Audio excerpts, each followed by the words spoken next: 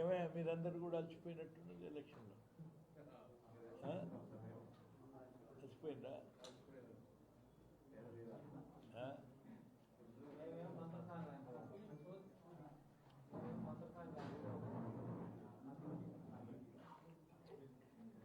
మంత్రసాని పని మాత్రం తక్కువదా?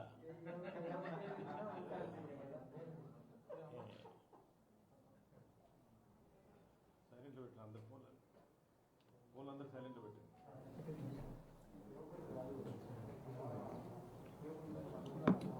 చాలా బ్రీఫ్గా చెప్పనా, ఎక్కువసేపు చెప్పనా? బ్రీఫ్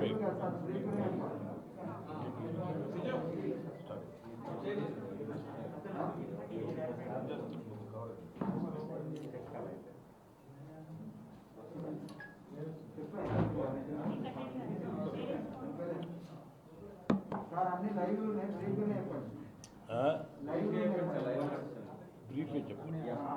స్టార్టా ఇది ఇక ఆ పక్కకు రైట్. బ్రీఫ్ కావాలంటే మీకు చాలా ఎంత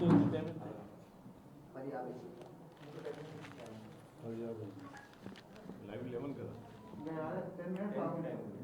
ఇప్పుడు స్టార్ట్ చేయమంటారు.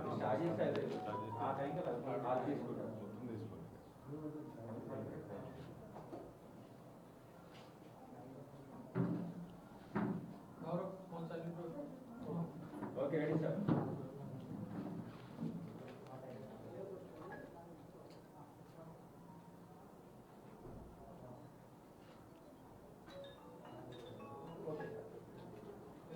అది ఆఫ్ చేసుకుంటే అదే ఆ ప్యాన్ ఆ ప్యాన్ వెనకాల ప్యాన్ కొంచెం డోర్ పెట్టేసాను. డోర్ పెట్టేసి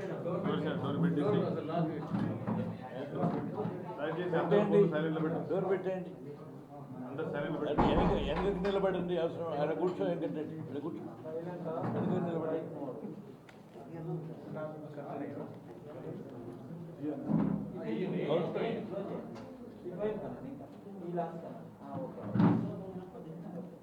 లాగవా రైట్.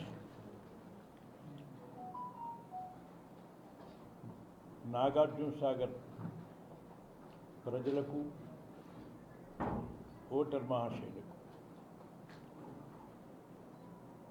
మీడియా మిత్రులకు, నా కార్యకర్తలకు, అభిమానులకు, కాంగ్రెస్ పార్టీ నాయకులకు, శ్రేణులకు అందరికీ నా ధన్యవాదాలు, నమస్కారం, ఉగాది శుభాకాంక్షలు. నాగార్జున సాగర్లో ఎల్లుండి 17వ తారీఖు జరగబోయేటువంటి బై ఎలక్షన్లో కాంగ్రెస్ పార్టీ చరిత్ర సృష్టించడానికి, లేక కాంగ్రెస్ పార్టీని గెలిపించి తెలంగాణ రాష్ట్రంలో మలుపు తిప్పటానికి, అంతేకాదు ఒక రాజకీయ ఒరవడిని సృష్టించడానికి గత కొన్ని రోజులుగా అహోరాత్రాలు పనిచేస్తున్న పార్టీ శ్రేణులకు నా ధన్యవాదాలు. ముఖ్యంగా తెలంగాణ పలు ప్రాంతాల నలుమూలల నుండి అనేక మంది నాయకులు వారి వారి స్థాయిని బట్టి ఆ గ్రామాల్లో, ఈ నియోజకవర్గంలో విస్తృతంగా ప్రచారం చేస్తూ, పర్యటిస్తూ కాంగ్రెస్ పార్టీకి కృషి చేస్తున్న వారందరికీ నా ధన్యవాదాలు. ఇదే సందర్భంగా అందుకు అనేక నష్టాలకే కాదు, అధికార పార్టీ పెట్టేటువంటి ఆగడాలను ఎదిరించే క్రమంలో అనేక మంది ఇబ్బందులు పాలు కావటం, ఇక్కట్ల పాలు కావటం, కొంతమంది అరెస్టులు కావటం, అక్రమ అరెస్టులు చేసి సస్పిషన్తో చేసినటువంటిది కూడా ఏమాత్రం బెదిరిపోకుండా ముందుకు సాగుతున్న వారికి ధన్యవాదాలు తెలుపుతుంతో పాటు ఆ సంఘటనలన్నీ నేను ఖండిస్తున్నాను. ఈ దారుణాలన్నీ ఎప్పుడూ లేని విధాన్ని ఇవాళ చూస్తున్నారు. నేను అధికారంలో అనేక సంవత్సరాలు ఉన్న ఏ ఎన్నికల్లో ఎక్కడ ఎటువంటి అవాంతరాలు జరగకుండా అన్ని పార్టీలు, అన్ని కులాలని మతాలని సమానంగా వివరిస్తూ ముందుకు సాగిన ఈ విషయాన్ని మీకు గుర్తు చేస్తూ ఇక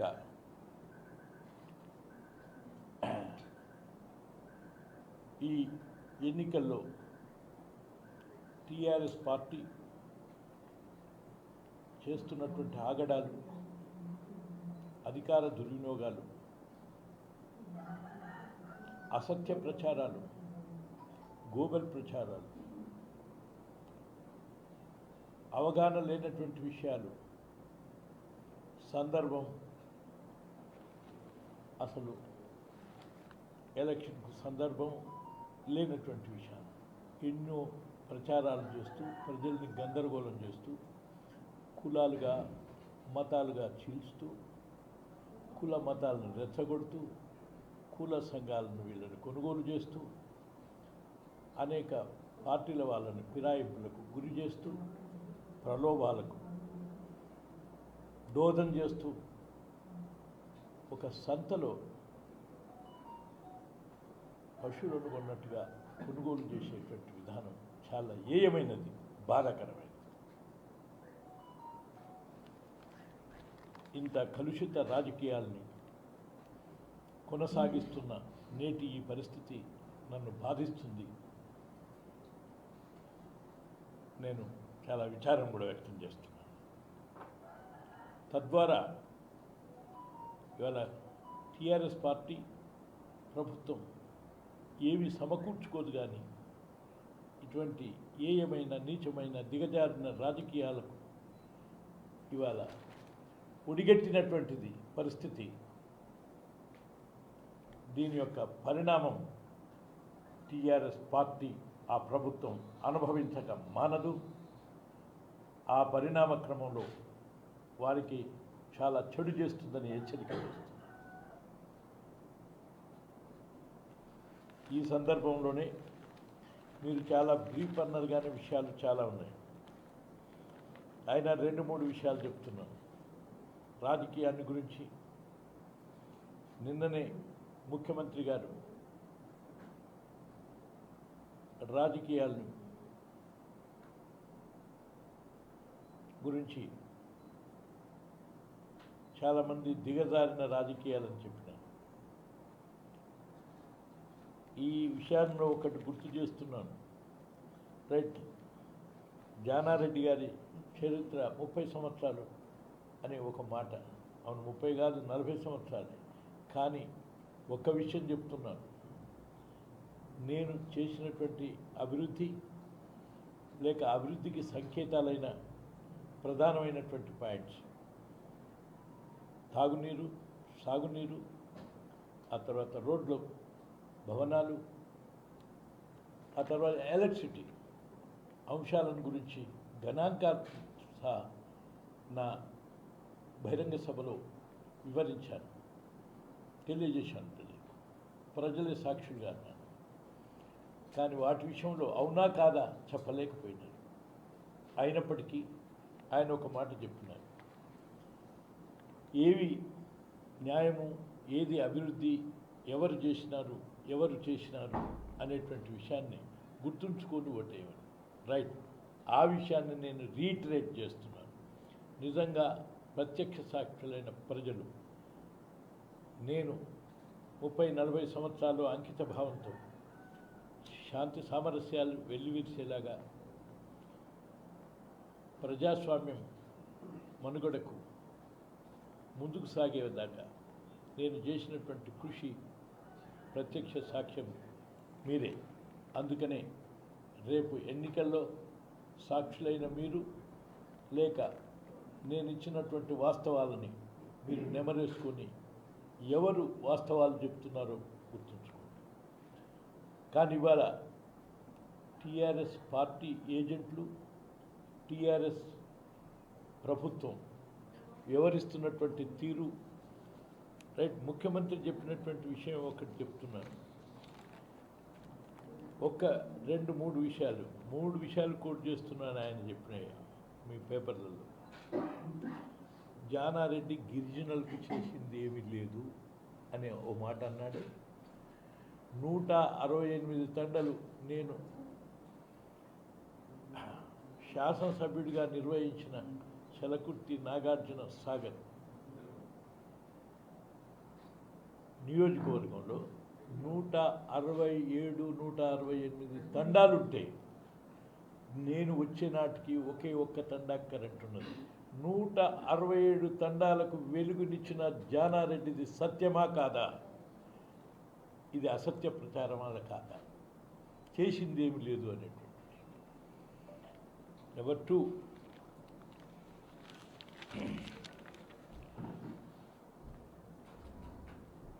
పోడు భూముల సమస్య. అటవీ హక్కుల చట్టాన్ని ఏర్పాటు చేసి ఈ రాష్ట్రంలో 8 లక్షల ఎకరాల భూమిని పెంచినటువంటిది కాంగ్రెస్ పార్టీ. ఆ తర్వాత ఈ ప్రాంతంలో కూడా ఈ ఉమ్మడి జిల్లాలో చాలా తక్కువ ఉన్నది, ఇక్కడ 9,000 ఎకరాలు పెంచారు. కానీ ఆ పంచినట్టు భూములని కొన్ని సమస్యలు ఉన్నాయి. ధరణి మూలాన తల ఎత్తిన 3-4 చింతలపాలెం, ఉల్చాయపాలెం, సుంచాల, రాజవరం, ఈ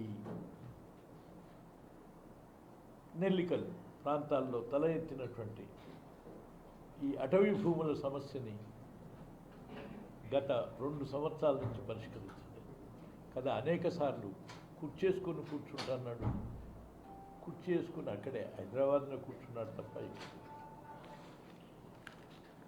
ఈ 2-3 విషయాలతో పాటు 52 లక్షల ఎకరాలకు నీళ్ళు ఇచ్చామన్నారు. మీరు ఒక్కసారి గమనించండి, ఇదొక్క విషయం చెప్తున్నాను. అసలు మీ గణాంకాలే చెప్తున్నాయి. అంటే తెలంగాణ రాష్ట్రం ఏర్పడ్డ నాటికే సుమారు 25 లక్షల ఎకరాలు చెరువుల కింద, కుంటల కింద ఉన్నదని ప్రభుత్వమే కదా ఇచ్చింది. రైట్. నాగార్జున సాగర్ 6.5 లక్షల ఎకరాలు కాంగ్రెస్ పార్టీ కింద చేసింది. దేవాదుల 5 లక్షల 6 లక్షల ఎకరాలకు మొదలుపెట్టి కొంత భాగం చేసింది. ఎస్ఆర్ఎస్పి 10 లక్షల ఎకరాలు, 14 లక్షలైనా 10 లక్షల 12 లక్షల ఎకరాలకు నీరు పొటెన్షియల్ని ఇచ్చింది కాంగ్రెస్ పార్టీ కదా.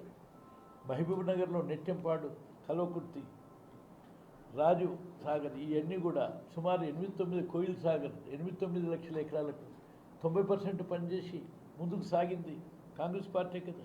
శ్రీశైలం ఎడమకాలువ 3 లక్షల ఎకరాలకు ఉమ్మడి జిల్లాలో, ఉమ్మడి నల్గొండ జిల్లాలో కాంగ్రెస్ పార్టీ కదా. సుమారు 3.5-4 లక్షల ఎకరాలు లిఫ్ట్ ఇరిగేషన్ అప్పటికే సాధించిన గణాంకాలు మీ దగ్గరనే ఉన్నాయి కదా. మరి ఇన్ని లక్షల ఎకరాలలో నీరు సపోజ్ మీ కేసీఆర్ ఇచ్చినటువంటి స్టేట్మెంట్లోనే స్టేట్మెంట్లో కానీ వారు ఇచ్చినటువంటి ఇరిగేషన్ రిపోర్ట్లో కానీ సుమారు 40 లక్షల ఎకరాలకు అప్పటికే నీరున్నదని చెప్పినారే తెలంగాణలో. అంటే ఇవన్నీ 52 లక్షల ఎకరాల్లో ఇవాళ వరి పంట పండింది అంటే ఇది అంతా కాంగ్రెస్ పార్టీ హయాంలో నీటి వసతిని కల్పించినటువంటి వరమా కాదా, వాస్తవమా కాదా? అంటే వాళ్ళు చెప్పిన పాయింట్లనే నేను 3-4 పాయింట్లే మీకు తెలియజేశాను మిత్రులారా. ఈ విషయాన్ని ఫోటో ఇక మీకు నా రాజకీయ జీవితాన్ని గురించి మీకు చెప్పనవసరం లేదు. ఎవడైనా నేను నా రాజకీయ జీవితంలో ఎన్నడూ దిగజారలేదు, విలువలని తగ్గించుకోలేదు, లేదా ప్రజాస్వామ్య విలువలని కాపాడే దాంట్లో నా ప్రయత్నం అంతా చేసినాను. ఆ తర్వాత ప్రజల ఆకాంక్షలకు అనుగుణంగా అనేక సంస్కరణలకు ఏర్పాటు చేసినాను. ఇవాళ ఏమి చేసినారని అడగటానికి ఒక్కటే కేసీఆర్కు, ఈ ప్రభుత్వానికి, ఆ శ్రేణులకు తెలియజేస్తున్నాను. ఇవాళ మీరు చెబుతున్నటువంటి మండల కేంద్రాలు ఉన్నాయే, 400 పైన మండల కేంద్రాలను ఏర్పాటు చేయటానికి ఆద్యుడు జానారెడ్డి. అవునా కాదు? మీరు ఒకసారి లేదు, భారతదేశంలోనే అజ్ఞాతంలో ఉన్నటువంటి తీవ్రవాదులతో శాంతి చర్చలను జరిపి భారతదేశ చరిత్రలోనే ఒక నూతన అంకాన్ని ఏర్పాటు చేసి ఇటువంటి చర్చల ద్వారా శాంతిని సమకూర్చండి అని సందేశం ఇచ్చింది జానారెడ్డి గారి హయాంలో హోంమంత్రిగా ఉన్నదా కాదా? అంటే జానారెడ్డి గారు ఏం చేసినారు అనేటువంటి విషయానికి ఇది ఒకటే కాదు. ఏనాడు నేను ఏ పార్టీలో ఉన్నా నేను పదవిని అడిగి తీసుకోలేదు. ఇవాళ ఎవరన్నా మిగిలిన్న ముఖ్యమంత్రులు అందరు పోయినారు. ఆయన ఎవరు ఉన్నది? ఎవరు? రోషయ్య గారు ఉన్నాడు, కిరణ్ కుమార్ రెడ్డి గారు ఉన్నారు. వీళ్ళు ఇద్దరిని అడిగి తెలుసుకోవాల్సిన అవసరం ఉంది. మీరు కానీ అర్థం. ఏనాడు నేను నా సీటు కొరకు ప్రయత్నం చేయలేదు, వాళ్ళని వీళ్ళని తలుపు తట్టలేదు. నా మొత్తం జీవితం ఎవరన్నా ముఖ్యమంత్రులు అయిన వాళ్ళు వాళ్ళ సీటు కొరకు ప్రయత్నం చేసుకున్నారేమో ఇనిషియల్ దశలో, అంటే మొదటి దశలో. ఇవన్న ముఖ్యమంత్రులు అయిన వాళ్ళందరూ కూడా శాసనసభ టికెట్ కొరకు మొదట్లో ఏమన్నా ప్రయత్నం చేసి ఉండొచ్చు. కానీ నా రాజకీయ జీవితం మొదలుపెట్టినప్పటి నుండి నేను నా టికెట్ కొరకు ప్రయత్నం ఎప్పుడు చేయలేదు, ఎవరిని రిక్వెస్ట్ చేయలేదు, ఎవరిని. కానీ నా రాజకీయ జీవితంలో జరుపుతున్న పోరాటం, ఆలోచన విధానం, వాటి ద్వారానే నేను వాటిని అన్నింటిని పొందినాను. అంతేకాదు ఏ ఒక్క ముఖ్యమంత్రిని మంత్రి పదవి కొరకు నేను కానీ నా అనుచరులు కానీ ఎవరినైనా పోయి మంత్రి పదవి సంగతి ఏంటిది అని చెప్పి ఏ పాపాన ఏ కోశాన్ని అడగలేదు. ఇటువంటి యొక్క రాజకీయ జీవితం ఉన్నటువంటి వ్యక్తి ఎవరన్నా ఉన్నారా ఇవాళ తెలంగాణ ప్రాంతంలో కానీ ఆంధ్ర ప్రాంతంలో కానీ? మీరు ఒక్కసారి ఆలోచించమని నా ప్రజలకు తెలియజేస్తున్నాను.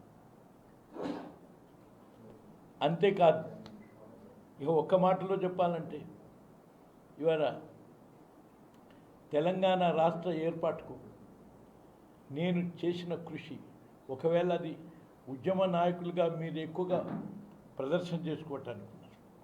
కానీ ఇవాళ మన ముఖ్యమంత్రి గారు చెప్తున్నారు, సావు నోట్లోకి పోయి నేను తెలంగాణ రక్షణ, నేను నా పార్టీ, నా నాయకులు, నా రాష్ట్రం మొత్తం ఆంధ్రప్రదేశ్ రాష్ట్రం మా పార్టీ సావు నోట్లో పెట్టి పనంగా పెట్టి తెలంగాణ రాష్ట్రం ఇచ్చినటువంటి కాంగ్రెస్. ఒక్కసారి మీరు ప్రజలు, యువకులు ఆలోచించండి. ఇది వాస్తవం కాదా? ఆంధ్రప్రదేశ్ రాష్ట్రం నిలవదు అని చెప్పినా కూడా భయపడకుండా సోనియా గాంధీకి నచ్చజెప్పి తెలియజేసి మేము పదవులకు రాజీనామా చేసినాం.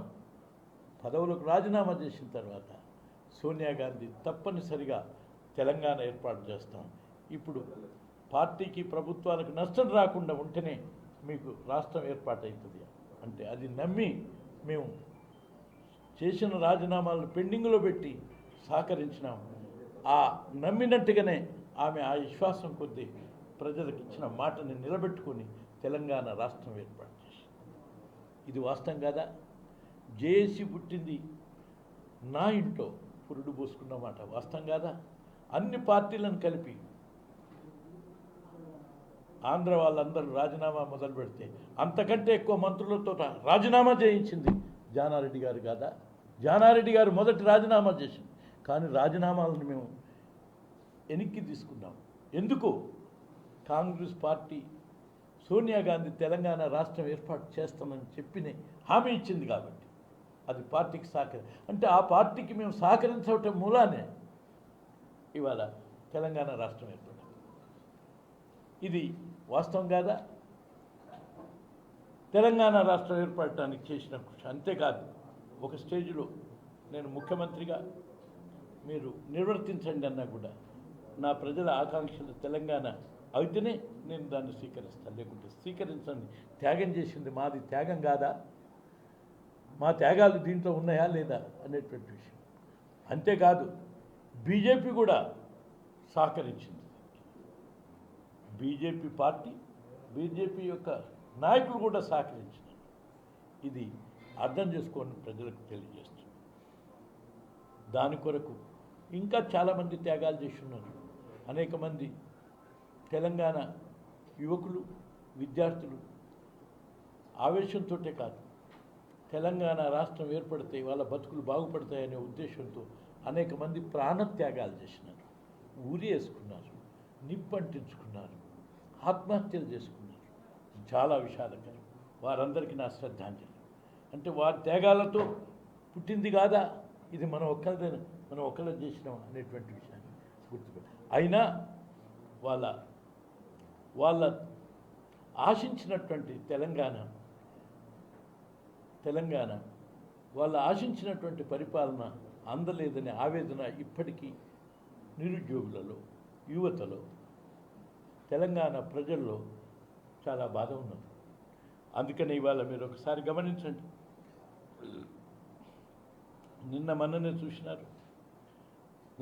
నిన్న శైలజ అనే ఒక కాంట్రాక్ట్ టీచర్ నల్లగొండలో, మొన్న సునీల్ అనేటువంటి ఒక యువకుడు వరంగల్లో, మొన్న నాగార్జున సాగర్లో ఓ రవి అనేటువంటి ప్రవీణ్ అనేటువంటి ప్రైవేట్ టీచర్, వీరందరూ కూడా బతుకు తెరువు సరి అయినటువంటి మార్గం లేక, ఉన్న బతుకు తెరువు జీతాలు లేక ఉద్యోగాల భర్తీ లేక, నిరుద్యోగ భృతి లేక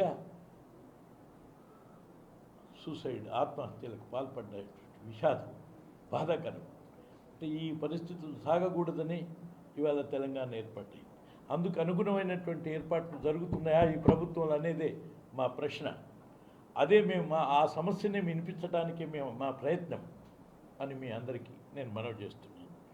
ఈ విషయాలను ఒకసారి ఆలోచిస్తే ఆ తర్వాత మరి మీరు బ్రీఫ్ అంటున్నారు కాబట్టి ఇవాళ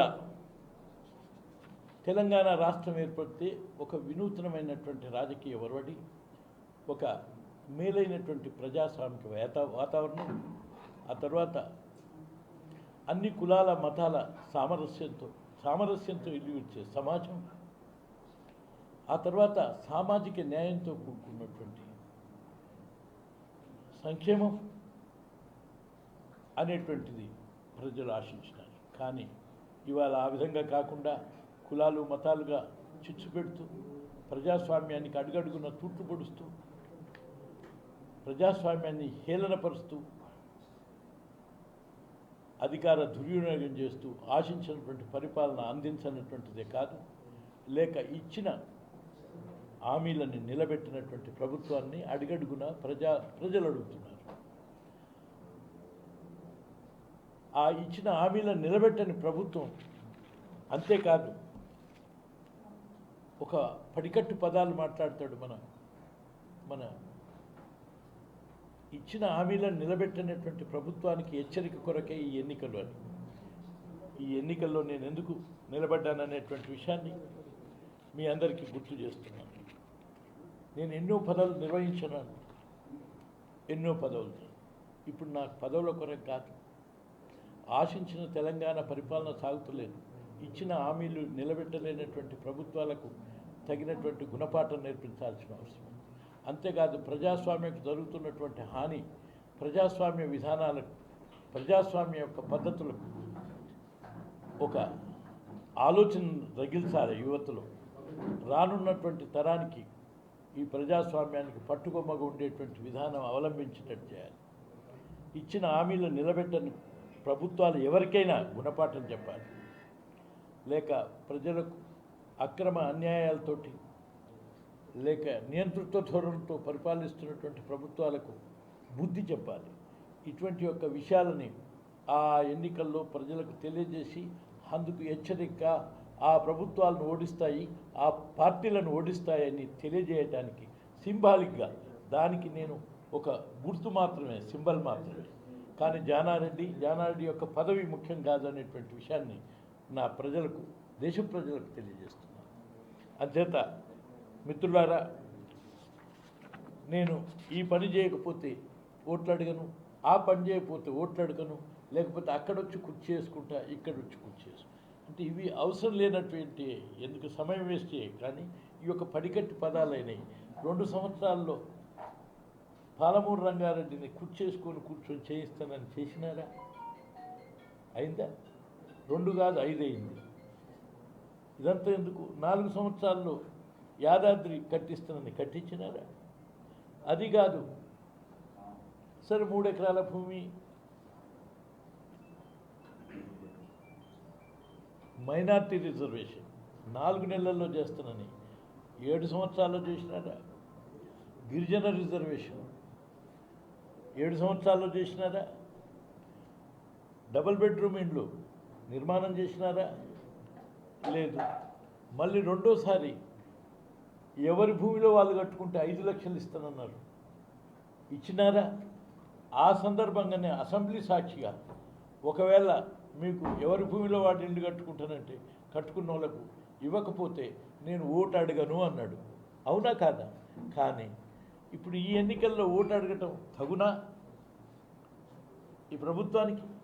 అంటే ఈ అన్ని అసత్యమైనటువంటి విషయాలా కాదా అనేటువంటిది మీకు ఇట్లా చెప్తూ పోతే ఎన్నో ఉన్నాయి, ఎన్నో రకాలు ఉన్నాయి.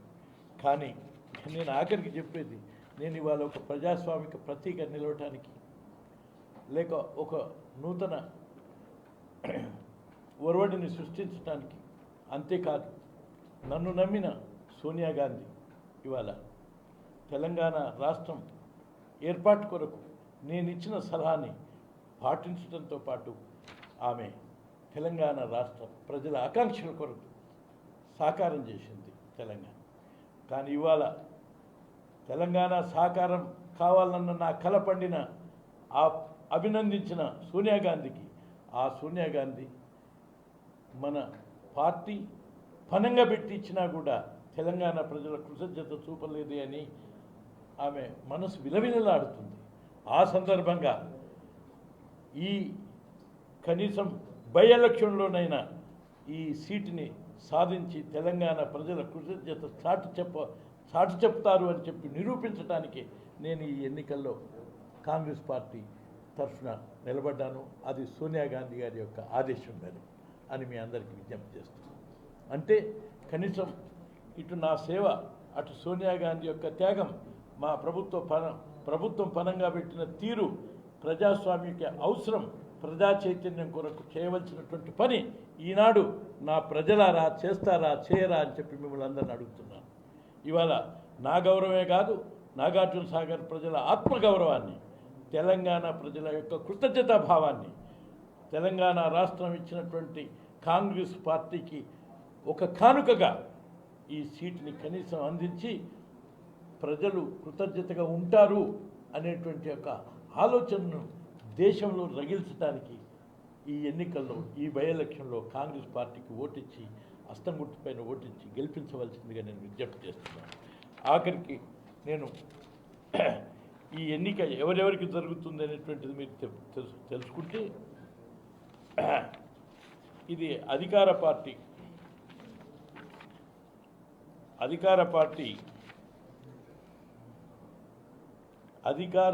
అహంకారానికి, నాగార్జున సాగర్ ప్రజల ఆత్మగౌరవానికి మధ్య, అధికార పార్టీ దుర్వినియోగానికి, హెచ్చరికకు, దుర్వినియోగాన్ని అరికట్టి ఆలోచింపజేయటానికి మధ్య, జానారెడ్డి గారి యొక్క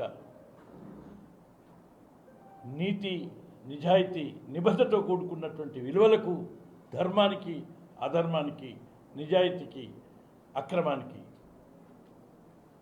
మధ్య జరుగుతున్నటువంటి ఒక ఎన్నికల పోరాటం. ఈ ఎన్నికల్లో అటువంటి ధర్మం మీద, విలువల మీద నైతికంగా, నిజాయితీగా, నిబద్ధత కొరకు నిలబడి ప్రజాస్వామ్య పరిరక్షణ కొరకు నిలబడ్డ జానారెడ్డి గారిని రక్షించరా అని చెప్పి నేను ప్రజల్ని ప్రశ్నిస్తున్నాను. అంతేకాదు మిమ్మల్ని అందరినీ విశ్వసిస్తున్నాను. ఒకసారి ఇటువంటి పరిస్థితుల్లో ఇటువంటి ప్రభుత్వాలకు హెచ్చరిక గుణపాఠం చెప్పి మొత్తం ప్రజల్లో ఇటువంటి మార్పు తేగలరు, ప్రజలు ఈ మార్పు తేగలరు, ప్రజలు దలుచుకుంటే ఈ సరే వివిధ రకాల ప్రలోభాలకు ఎన్ని గురి చేసినా ప్రజలు తలుచుకుంటే ఈ పని చేయగలరని నిరూపించగలరు అని ఈ ఎన్నికల్లో నిరూపించమని నేను విజ్ఞప్తి చేస్తున్నాను. అందులో ప్రత్యేకంగా ఇక ఈ ఎన్నికల్లో ప్రజాస్వామ్యాన్ని రక్షించుకోవాలని చెప్పి ప్రజలను అడిగే దాంట్లో ఈ ప్రాంత ప్రజలకు నేను ఒకటి గుర్తు చేస్తున్నాను. మనం చిన్ననాడు అంటే నా వయసు నేను పుట్టిన రోజుల్లో నేను ఆ స్ఫూర్తిని పొందిన ఆ రోజు మన తెలంగాణ ప్రాంతంలో ఆనాడు ఈ ప్రాంతం యొక్క ప్రజల భుక్తి కొరకు, విముక్తి కొరకు, భూమి కొరకు, పేద ప్రజలకు రక్షణ కొరకు, స్వేచ్ఛాయుత ప్రజాస్వామ్య విధానం కొరకు సాయుధ రైతాంగ పోరాటం జరిగిన తీరు మీ అందరికీ తెలుసు. సాయుధ రైతాంగం ఒక విప్లవాత్మకమైనటువంటి ధోరణితో ప్రజల్లో ఉర్రూతలూగించటమే కాదు, భారతదేశ ప్రభుత్వాన్ని గడగడలాడించి చరిత్రలో సాయుధ రైతాంగ పోరాటం నిలిచిపోయినటువంటి తీరు తెలంగాణ ప్రజల గర్వకారణం. ఆ రీతిలో నేడు జరుగుతున్న నాగార్జున సాగర్ బై ఎలక్షన్లో ఈ ఆనాడు సాయుధ రైతాంగ పోరాటం చరిత్రలో ఏ విధంగా నిలిచిపోయిందో ఇవాళ ఈ ఎన్నికల్లో ఓటు అనే ఆయుధంతో పోరాటం అని కాదు నేను చెప్పేది, ఓటు అనే ఆయుధ పోరాటం ద్వారా రైతాంగ పోరాటం భారతదేశంలో సృష్టించినటువంటి యొక్క విధము ఇవాళ రేపటి బై ఎలక్షన్లో చరిత్రను సృష్టించి నాగార్జున సాగర్ యొక్క ప్రజల ఆత్మగౌరవాన్ని కాపాడటమే కాదు, నాగార్జున సాగర్ యొక్క ప్రజల యొక్క ఈ ఆయుధ పోరాటం భారతదేశ వ్యాప్తంగా ప్రభావితం అయ్యే విధంగా నిరూపించండి, తెలియజేయండి, ఆలోచింపజేయండి, అర్థం చేయండి. ఆ విధంగా ప్రజలు నా ఎంట నిలబడండి. ఈ విధంగా చరిత్ర సృష్టిద్దాం, తెలంగాణ ప్రజలకు ఒక ఆలోచన కలిగిద్దాం. ఇదే క్రమంలో ఇక్కడ ఉన్నటువంటి యువతకు, ఇక్కడ ఉండేటువంటి రైతులకు, ఇక్కడ ఉన్నటువంటి అన్ని కులాల ప్రజలకు, కులాలకు అతీతంగా మనం కలిసి ఒక వినూతనమైనటువంటి ఆలోచన ఇచ్చే దాంట్లో మీ పాత్రను నిర్వహించండి, నాకు అండగా నిలబడండి. ఆ విధంగా చరిత్రలో నాగార్జున ప్రజలు నిలిచిపోండి అని చెప్పి నేను విజ్ఞప్తి చేస్తున్నాను. ఇదే క్రమంలో అనేక మంది ఇవాళ ఆ పార్టీలు, ప్రభుత్వాలు ఏం చెప్తున్నాయి, పెన్షన్లు తీసేస్తామని, లేక ఇంకొక పథకాలను తగ్గిస్తామని, లేక ఇచ్చిన హామీలను నిలబెట్టలేదు కదా చెప్పి నడుస్తున్నటువంటి యొక్క పథకాలను అటు ఇటు అవుతాయని ప్రజల్లో ఆందోళన రగిస్తున్నారు. ప్రజల్లో ఒక విధమైనటువంటి భయాన్ని రగిలిస్తున్నారు. భయం వద్దు ప్రజలారా, యువతరారా, మీ అందరికీ అండగా నిలబడటమే కాదు, కాంగ్రెస్ పార్టీ యావత్తు మీ అండగా ఉండి పోరాటం చేసి మీకు ఎటువంటి అన్యాయం కానీ అక్రమం కానీ జరగకుండా మీ అంట నిలబడుతుంది, సాధిస్తుంది, సమస్యను పరిష్కరిస్తుంది. దాంతోపాటు మన ఏదైతే పెన్షన్లు పోవటం కాదు, అసలు నీ ప్రభుత్వాలు ఊడతాయని చెప్పి ఈ ఎలక్షన్ ద్వారా సందేశాన్ని ఇవ్వవలసిందిగా నా ప్రజలకు విజ్ఞప్తి చేస్తూ అస్తం గుర్తుపైన కాంగ్రెస్ పార్టీకి ఓటు ఇవ్వాల్సిందిగా నేను విజ్ఞప్తి చేస్తున్నాను.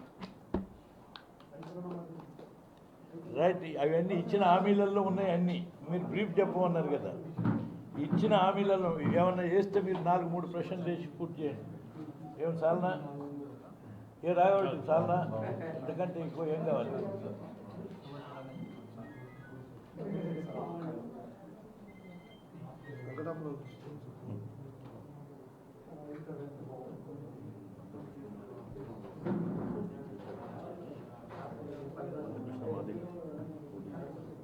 రైట్, ఆఖరి విషయం చెప్తున్నాను. ఈ ఎన్నికల్లో మిత్రులారా, మీడియా మిత్రులారా, ఈ ఒక్క విషయాన్ని ప్రస్ఫుటంగా మీరు అందరికీ అందించాల్సింది. ఈ ఎన్నికల్లో తెలంగాణ రాష్ట్ర ప్రభుత్వం చేస్తున్న ఆగడాలకు వ్యతిరేకంగా, లేక వారి ప్రజా వ్యతిరేక కార్యక్రమాలకు నిరసనగా ఇచ్చిన హామీలను వ్యతిరేకిస్తూ అనేక పార్టీలు, వ్యక్తులు, లేక సంఘాలు ఇవాళ ఈ బై ఎలక్షన్లో నిలబడ్డారు. ఇంతమంది ఇప్పటి వరకు ఎప్పుడు నిలబడలేదని నేను అనుకుంటున్నాను. ఈ మధ్యకాలం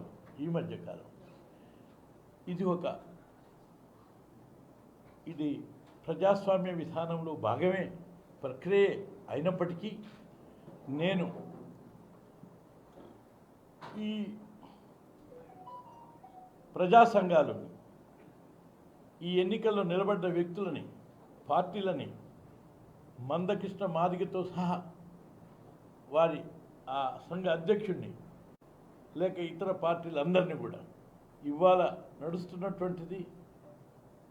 నడుస్తున్నటువంటి ప్రభుత్వానికి తగిన గుణపాఠం చెప్పే దాని ప్రక్రియలో భాగంగా మీ స్వేచ్ఛ మీకు సహజమైనటువంటి ఆలోచన ఉన్నప్పటికీ ఒక డెమోక్రటిక్ మెథడ్ని నిలబెట్టడానికి ప్రధానంగా పోరాడుతున్న నాకు కులాలకు మతాలకు పార్టీలకు అతీతంగా వ్యక్తులకు అతీతంగా ఇది జానారెడ్డి గెలుపు కాదు, మీ 60 మంది నిలబడ్డ వారి గెలుపు కింద ట్రీట్ చేసి టీఆర్ఎస్ పార్టీకి వ్యతిరేకంగా వాళ్ళ యొక్క ఆలోచన విధానానికి వ్యతిరేకంగా ఈ ప్రభుత్వ ఆగడాలకు వ్యతిరేకంగా ఓటిచ్చి ఇది జానారెడ్డిని కాదు కాంగ్రెస్ పార్టీ అనే కాదు టీఆర్ఎస్ ప్రభుత్వానికి టీఆర్ఎస్ పార్టీ విధానాలకు వ్యతిరేకంగా ఒక శక్తిని నిలబెట్టి తద్వారా ప్రజాస్వామ్యానికి ఒక ఆలోచనని కలిగిస్తామనేటువంటి ఉద్దేశంతో మీరు అందరూ ఆలోచించవలసిందిగా ఆ వైపున ప్రయాణించవలసిందిగా నేను విజ్ఞప్తి చేస్తున్నాను.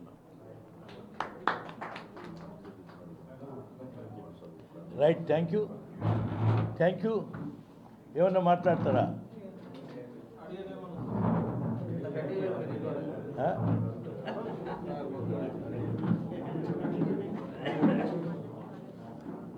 Right, thank you.